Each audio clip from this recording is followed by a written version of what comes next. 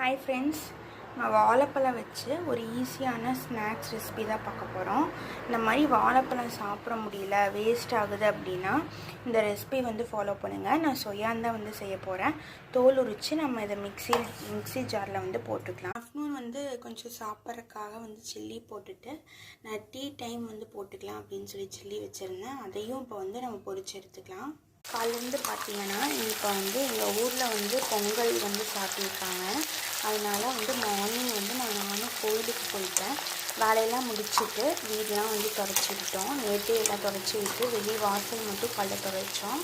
எல்லாம் வலிச்சு விட்டுட்டு அதனால் நாங்களும் என்ன பண்ணோம் அப்படின்னா கோவில் போயிட்டு சும்மா வேடிக்கை மட்டும் நாங்கள் சாமி கும்பிடக்கூடாது, அதனால் வெளியே இருந்து வேடிக்கை மட்டும் நாங்கள் பார்த்துட்டு வந்தோம். நிறையா இந்த மாதிரி கும்மி ஆட்டம் இந்த மாதிரிலாம் பண்ணாங்க. அதெல்லாம் பார்த்துட்டு ஜாலியாக பார்த்துட்டு எல்லாமே கடை வீதி எல்லாமே இருந்துச்சு. அதெல்லாம் என்ஜாய் பண்ணி சாப்பிட்டு வந்தோம். அதில் டைம் கரெக்டாக போச்சு எனக்கு. அதுக்கப்புறம் மதியம் சாப்பாடெலாம் செஞ்சாச்சு.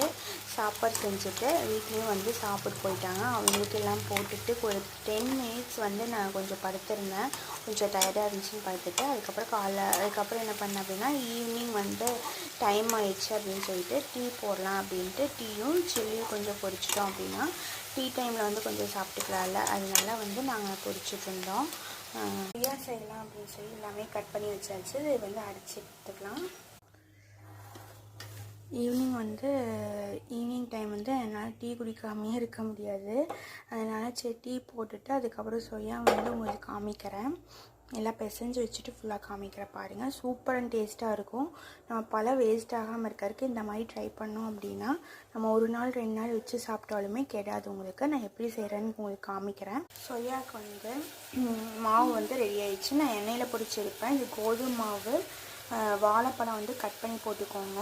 அதுக்கப்புறம் என்ன போட்டோன்னா ஏலக்காய், சர்க்கரை, நாட்டு சர்க்கரை, அப்புறம் ஏலக்காய் போட்டு நம்ம வெள்ளை சர்க்கரை இருக்குது இல்லையா, அஸ்கா கொஞ்சம் போட்டு மிக்ஸ் பண்ணி அடிச்சுக்கோங்க. இது ஃபுல்லாக அடிச்சுட்டு தேங்காய் வேணால் போட்டுக்கோங்க. நான் தேங்காய் போடல. தேங்காய் போட்டால் சூப்பராக இருக்கும் ஃப்ளேவர். ஏலக்காய் நிறையா போட்டு நல்லா மிக்ஸ் பண்ணிக்கோங்க. சூப்பர் டேஸ்ட்டாக இருக்கும். எண்ணெயில் பொரிச்சு எடுத்துக்கலாம். தேங்காய் எண்ணெய் ஊற்றி நல்லா இப்படி பொரிச்சு எடுத்துக்கோங்க.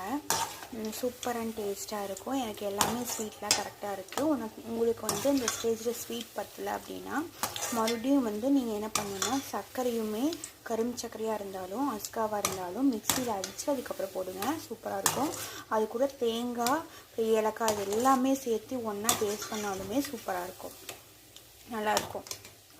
தேங்க்ஸ் ஃபார் வாட்சிங்.